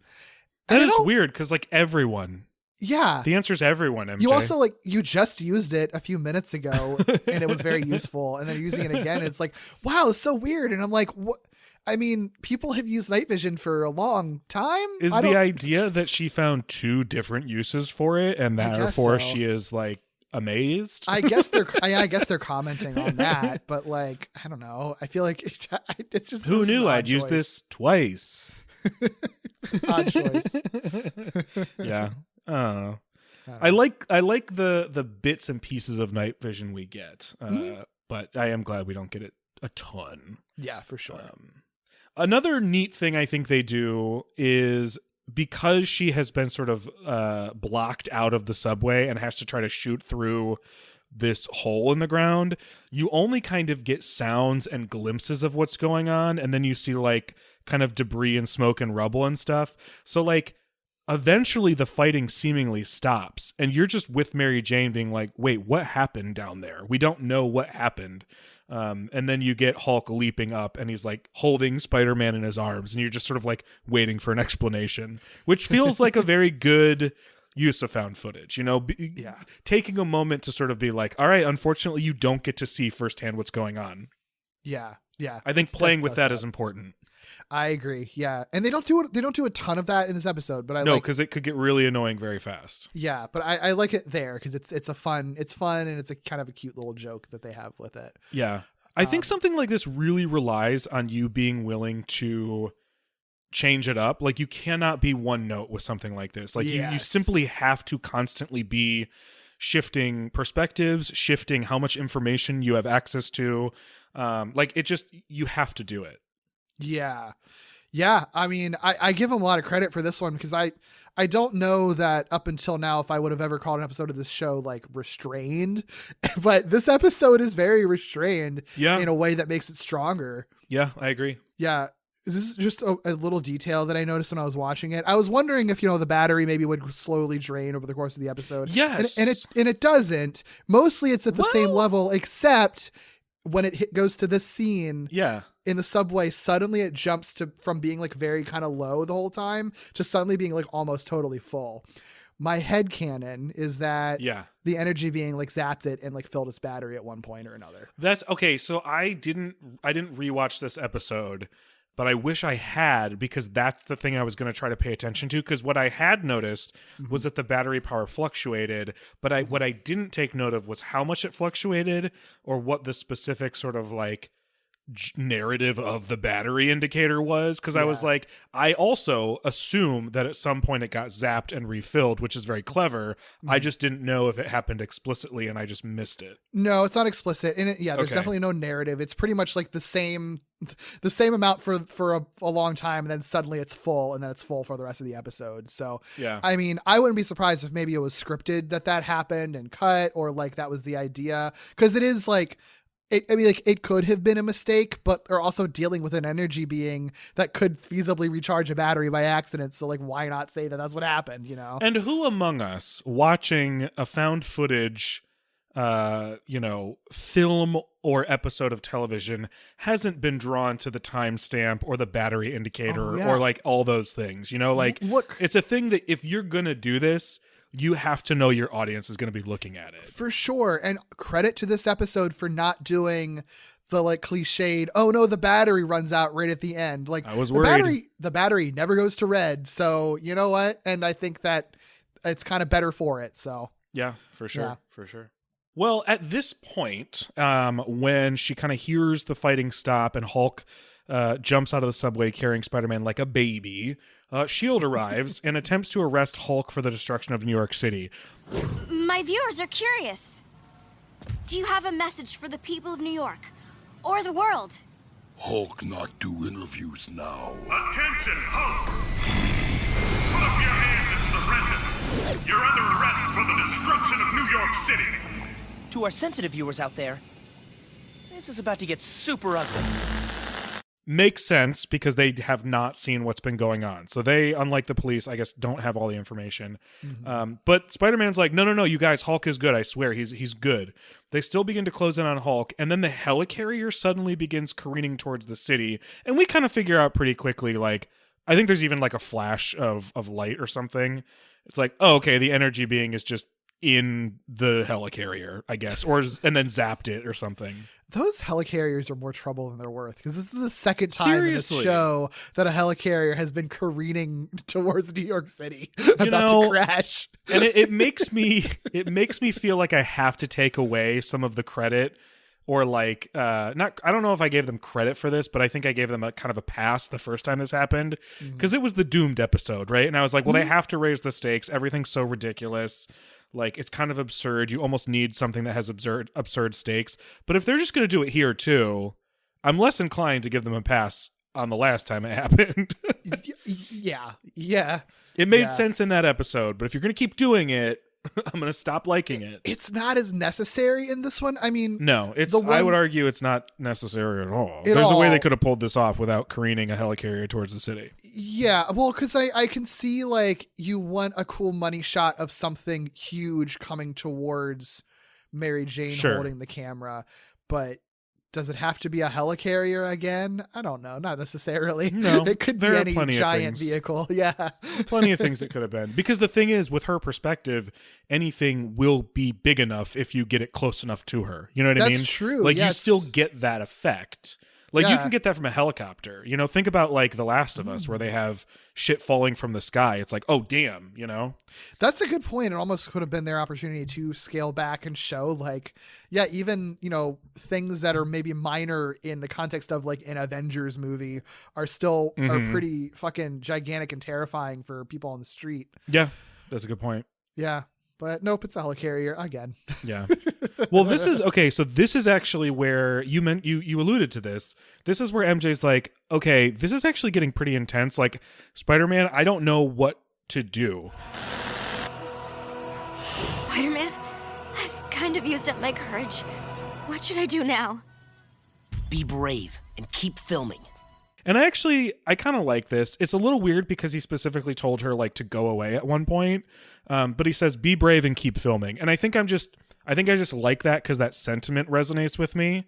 I feel like it can be applied across many situations. Yeah, for sure. To be brave and keep filming. So I think I just like that idea, even if it doesn't necessarily vibe with what Spider-Man was saying moments ago. Yeah, but also and in an episode where like cops are kind of a major antagonist and bad guy in the episode, I think that's, you know, it's not was not intentional, but it ends up kind of accidentally being very appropriate and kind of poignant seeing that. Yeah, I think there's also something to be said about like if she's sort of being insistent on being right next to him or to be filming or whatever, I could see him being like, oh my gosh, like you're going to continue putting yourself in harm's way.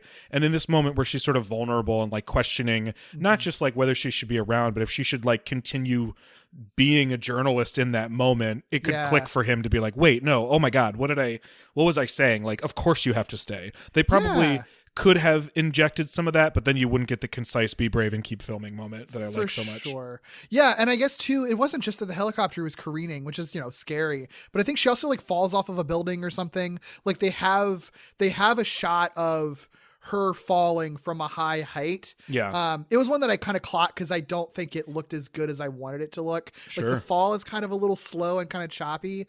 This is just, you know, technical because it's that kind of episode, right? It's all built around you seeing through the video cameras and seeing the sort of things they can pull off in animation. That her fall, the perspective of her falling, it's a minor thing, but that was something that it's like, you didn't really pull that off very well. That should have been a lot more frightening. And it kind of felt like she was just hovering in a circle a little bit.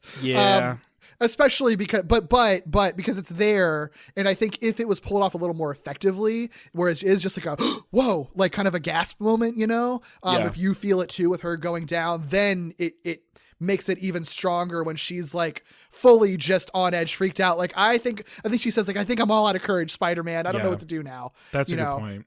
I will say that shot, like the way that you could make something really effective in that moment is kind of the thing you can only do in animation. I mean, even if you did it in a live action, you know, superhero movie, they would animate this moment. Like they would simulate a camera because you could do something where she falls and drops the camera. So the camera is falling above her and then she gets caught by Spider-Man first. So then the camera passes them by and then he catches it with his web. Like you could do some cool perspective stuff, but I'm not expecting the show to necessarily pull that off in a way that's gonna look like a high budget action film, you know? Sure. Yeah, for sure.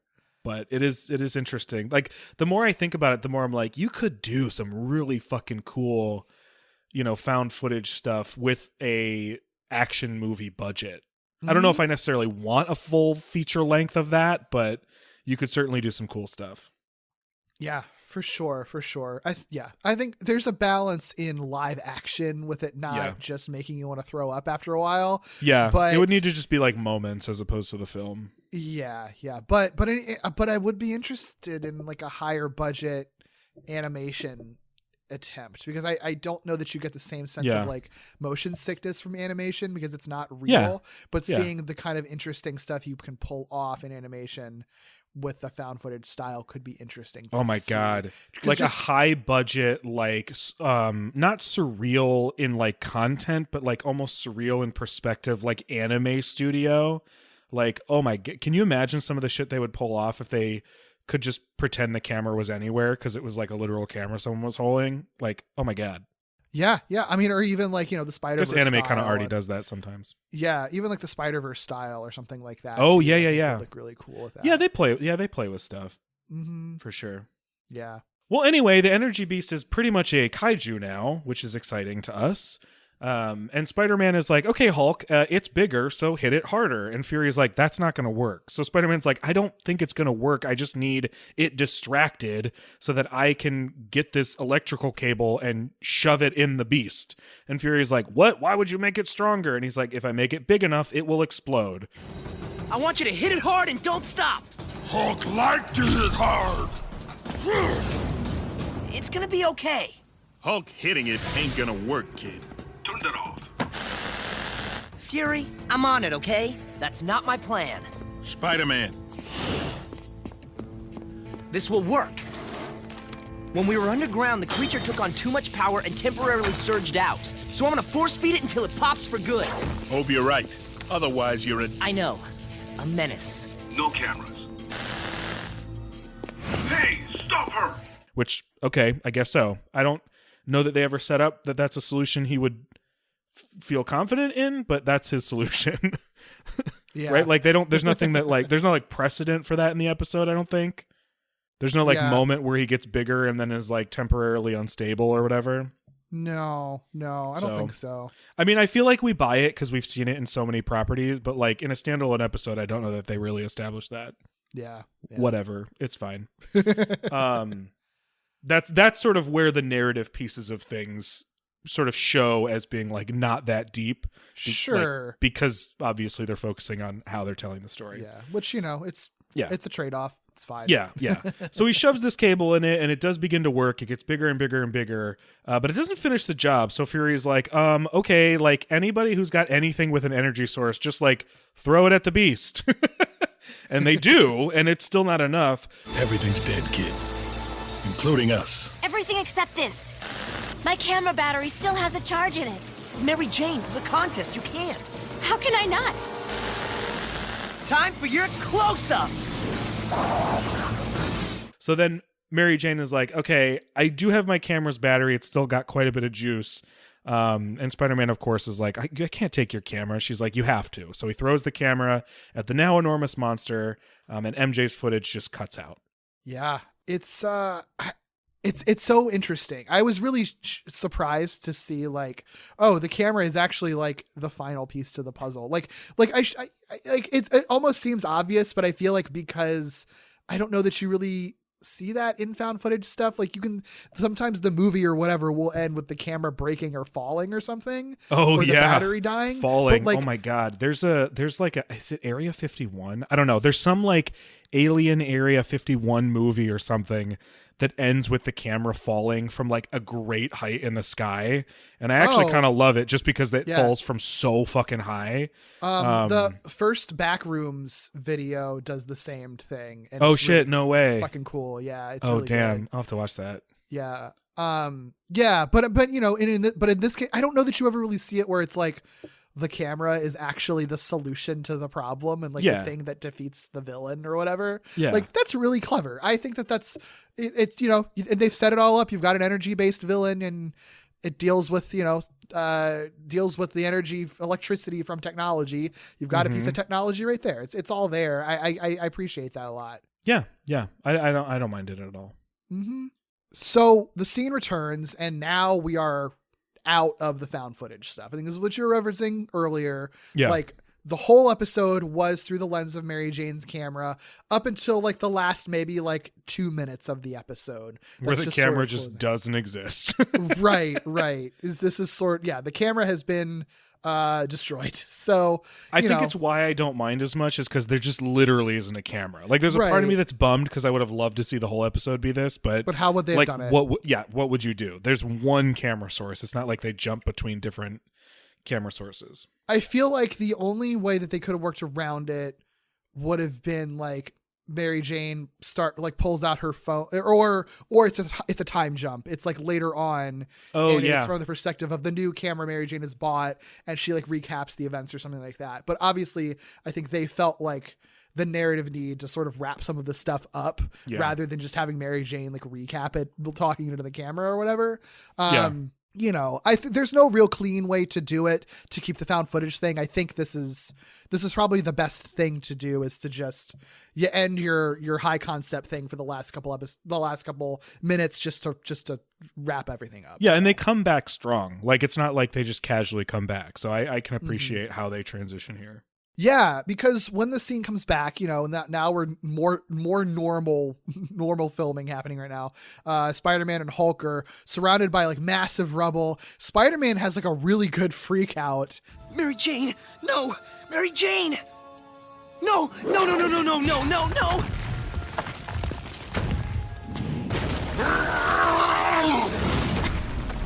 Wait! I hear something. Mary Jane. Hulk! Come out with your hands up! He's not a threat. He helped defeat the real monster and save this girl. He's a hero. Let him go. you know, there haven't been a lot of opportunities for this Spider-Man to like be highly emotional because this is a very comedic show. We've never really heard him do like classic Spider-Man, like worried that a loved one has died again thing. Yeah, he's just been able to do like actual physical pain. Like he hasn't been able to do a lot of like emotional distress. Yeah. But I'll give it to notorious child predator Drake Bell. He is very good at selling his worry and fear about Mary Jane possibly having been crushed or dead. Yep. But, you know, obviously they're not going to kill Mary Jane like this. They're able to find her safe and sound under the rubble. You know, Hulk is able to pull it off of her, so she's all fine. S.H.I.E.L.D. still wants to arrest Hulk anyway, and Spider-Man's like, dude, come on. Just like, did you just not see what just happened? Hulk's been a fucking superhero. He's great. He literally just saved this girl right in front of you right now. Yeah. I'm glad that's not a bigger deal at the end of this episode than it is. Yeah. I would have been so annoyed. And Fury is like, okay, fine. And he calls his people off, and Hulk's like, I'm out. Peace out, y'all. And he dips out and leaps into the sky. Yeah. Yep. Well, with things settled down, Spider-Man reveals to Mary Jane that even though he did toss the camera with its battery at the monster, he managed to eject the memory card beforehand. But I managed to pull this first. The memory card?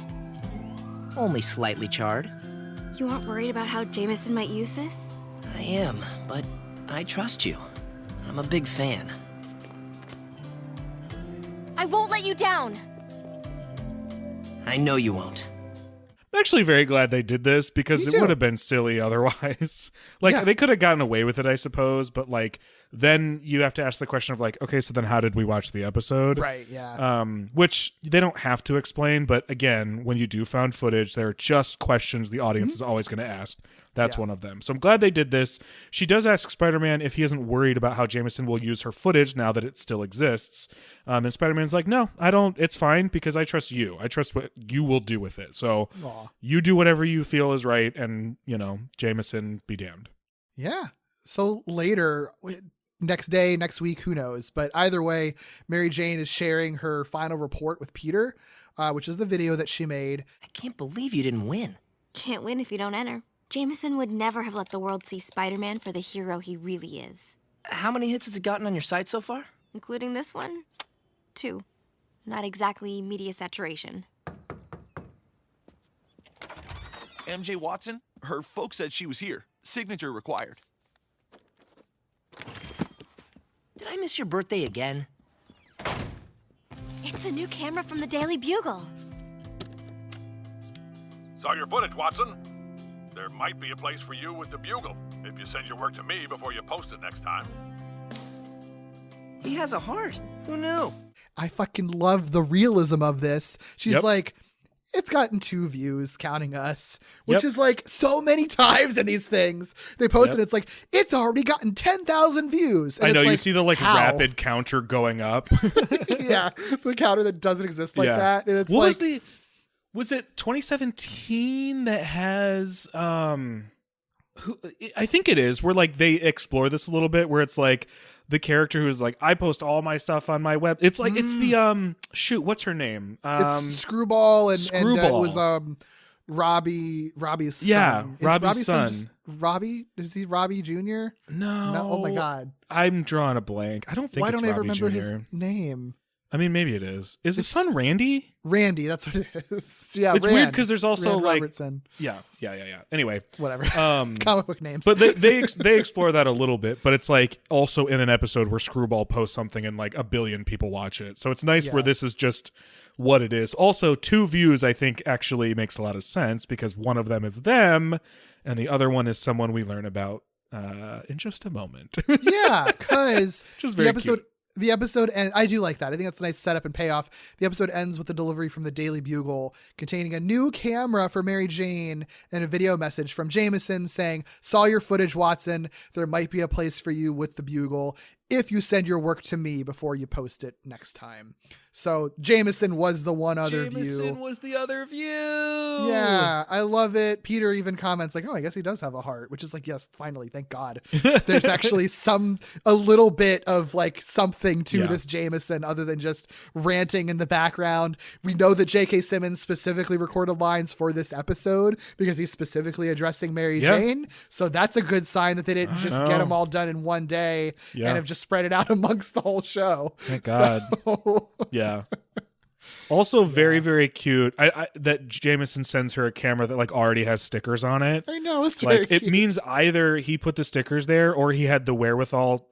Okay, there's three things. He put the stickers on himself, which is my favorite version. He specifically had Betty Brant or whomever make sure that it had stickers on it, which is also adorable. Or just whoever is there, Betty Brant or whomever, realize like, oh, he's giving this to Mary Jane Watson, this teenage reporter. I'm going to personalize it. Like all those scenarios are adorable to me. Or it's a Jameson thing where he's like, oh, you know what? I'm going to send her a camera. And then he sees like a reporter of the Bugle like brought their teenage girl to work and has that camera. He's like, you give me your camera. And then he like wipes it and sends that to Mary Jane. No, that's like the most likely one, but the least cute. I think like the almost that is the most Jameson one. Yeah, that's the most Jameson. He literally uses a little girl's camera in like Spider-Man 3 at one point. And so like, you know, it's in any other episode of the show, we would just get a cutaaway of that moment. It's seeping its way into your brain too. It's not just me. Oh yeah, for sure. We're both envisioning like very real cutaways for this very show. Yeah, it's right. It's only this episode just happens to just not have any cutaways specifically, like intentionally. So, oy. Yeah. But yeah, you know, Mary Jane, she got a new camera out of this, so she's happy. And she shares with Peter that, you know, I still wish I could have convinced Spider-Man to share his identity with me. And Peter's like, well, maybe he will, or whatever he fucking does. It's interesting because a minor spoiler for next week's episode, this comes up a lot. I know that it's a Spider-Man thing to sort of be like, I can't tell anyone my identity. But specifically like Spider-Man being like, and like teasing it, I'm like wondering if it's going to be a bigger deal or if they're just going to keep doing this in a way that's like kind of annoying. In this case, it's a little bit cute, but you know. Well, it's also weird. It doesn't feel yet like it's a realistic possibility. No. So there's not a ton of tension. But it's also weird in the context of this show because he is working on a team where kids know his secret identity already. So like, I don't know why that changes it, but doesn't it feels different when he is literally going to school with people who know his identity. And granted, they are also superheroes, so they're sort of sharing each other's secret. But like, because he basically has a circle of friends that know who he is and knows both Peter Parker and Spider-Man. Like it would be different if they were like specifically his coworkers, like, and he didn't fraternize with them outside of S.H.I.E.L.D. and superheroing, but the fact that he goes to class with them and has lunch with them and stuff, like it kind of like lessens it. It kind of lessens the tension of Peter Parker having a secret identity from his friend group, and also like makes it feel a little weirder that he doesn't share it with at least like his two best friends when he already has friends at school that share his identity, you know? Yep. I agree with that. And like, it would be I know that they now and then will play that for tension, like in the last Venom episode or whatever, of like some of his friends know his identity and others don't. But like, if you're going to do that, I don't know that you can have Peter like do the, like, maybe I will tell you my secret one day. That's what it is to me. It's the teasing, right? It's like, I don't know.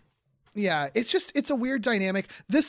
Once we brought up the like push pull of between that we've sort of noticed between the writers and like Marvel Entertainment, I feel like I can't stop seeing that. And like this episode and that secret identity thing feels a lot like that, because this is an episode that feels like Man of Action would have wanted to make regardless of what the premise was. If they were just making a very standard Spider-Man show, this is an episode that they would have done and wanted to do, because it has fuck all to do with S.H.I.E.L.D. S.H.I.E.L.D., if anything, is like impeding on and causing more problems by showing up at the end of the episode. Yeah, they're explicitly wrong in what they want to do. Right. This is singularly focused on Spider-Man and Mary Jane with like Hulk as a guest star. Like, this doesn't feel like what the impetus of the Ultimate Spider-Man show was. And honestly, like next week is kind of the same way too. We'll get to it, you know, where it feels like this is like Man of Action kind of like trying to do their episodes independently of what Marvel wants this show to be.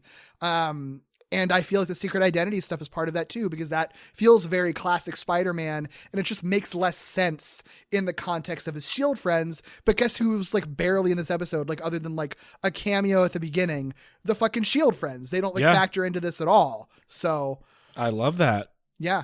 Yeah. I think they can do interesting things with them, but I love that this episode just doesn't bother with them. Yeah. Again, I've said it in the past. Like it's very, it makes me feel very optimistic for this show. Yep. That it is unafraid to do non-S.H.I.E.L.D. related stuff, because it's done already 7 episodes into it. It's done more like S.H.I.E.L.D. light episodes than I would have expected it to do. Especially in this first season. I would have expected the whole first half of this season to be very S.H.I.E.L.D. focused. Yeah. Yeah. It's really not. Nope. So, bravo. Yeah, I'm into it. Just one face of the episode. This episode, because it doesn't have like a lot of cutaways and stuff, there aren't like wacky face. I mean, this is actually like probably the most grounded episode of the show that we've seen, because you aren't having the crazy imagine spots and stuff like that. There aren't even that many like weird sound effects or whatever. You could translate this episode pretty easily to other series. I mean, obviously you'd have to change it for the tone or whatever of those series, but like wouldn't be that hard. Oh, you could easily slot this into the 2017 show. Oh, like, this with 100% could be a 2017 episode. Yeah. Yeah. But as a result, the faces are not as exaggerated as some of the absolute money shots we've been getting recently. But I do like the glimpse of Mary Jane when she's like swinging with Spider-Man for the first time. He's like literally just grabbed her and started swinging with her. And I love that like her reaction is the most like realistic, like in complete like shock and fear and horror face that she would get if some dude in tights just like unexpectedly whisked you into the sky. Yeah. I don't think I'd like it.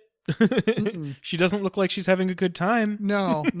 I think if I was like prepared for it to happen, that'll be one thing, but I wouldn't want to just be yanked and thrust into the sky with this dude. Yeah, I got a bad back, you know? Yeah, right. Exactly. That hurt. Well, I think it's no surprise. This episode is cool, and I think we both appreciate it a lot. Mm-hmm. Yeah, I like it a lot. I love the swing of doing this kind of episode. You know, we already, I don't want to just rehash everything we said, but like, you don't see fucking found footage episodes in animation. So the fact that they're doing it is a really cool idea. And a show like this where it like almost limits them from their normal, bag of tricks that they have. Like they can't do cutaways in this episode, and they're very restrained about what they're doing. Like they could have very easily still done cutaways and broken the reality of it if they wanted to. But the fact that they didn't meant that they were committed to making this as like close to reality as they could for the sake of the found footage episode. And I just love the commitment to that. Like, that kind of proves that they really wanted to do something special. They wanted to commit to the experiment they were doing, and I think they pull it off. Absolutely. Couldn't have said it better. Mm-hmm. Well, cool. We could say, we might say things better. No. If you want to find some cool stuff. Jeez. I should just do that every time, because like it's always works. It's better than what? You know what else is cool? If you want us to say something better, our Patreon episodes have us saying better things better. Damn. Crushed it. Patreon.com/Walloping Websnappers. We got a lot of stuff there. Check it out. You can also check out our Discord. We got a link in the show notes if you want to chat with us and any other listeners. But if you want to chat with us individually and see what the two of us are doing on our own, where can we find you, Doug? You can find me on Twitter at IckyBooley, ICKYBOOLEY.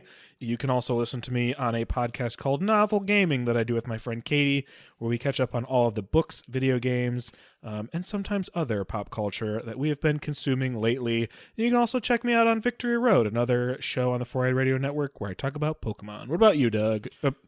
I'm Doug. Have I ever done that before? That's weird. What about you, Derek? And it's me again, Derek, from the present day. Going to give my Gimmicks outro instead of my Walloping Websnappers outro here. You can find me on Twitter at Derek B. Gale, or on my other podcast. We just plugged all that Walloping Websnappers stuff. If you enjoyed it, give it a follow at all the places that we were mentioning before, like the Patreon, the Discord, Walloping Web Pod, on Twitter and Instagram. If you liked our conversation here, Doug and I have these conversations every week, so definitely check it out. We also have Falling with Style, an ongoing Pixar movie marathon that Doug and I do together, which is a monthly podcast diving into every Pixar film chronologically. But for Gimmicks, if you want to support us by giving us a little tip, you can buy me a coffee at ko-fi.com/gimmickspod. Link for that is in the show notes. You can also follow this podcast at GimmicksPod on Twitter and Instagram for some extra goodies, and email me your questions, feedback, and corrections to gimmickspodcast@gmail.com. Please rate, review, and subscribe on all podcast platforms. And until next time, friends, keep being weird. Spider-Man, Spider-Man, does whatever a spider can. Spins a web in his eyes, catches thieves just like flies. Look out, here comes the Spider-Man. Yes, he's strong, listen, bud. He's got radioactive blood. Can't swing from a thread, take the hook overhead. Here, there, there goes the Spider-Man. In the chills of the night.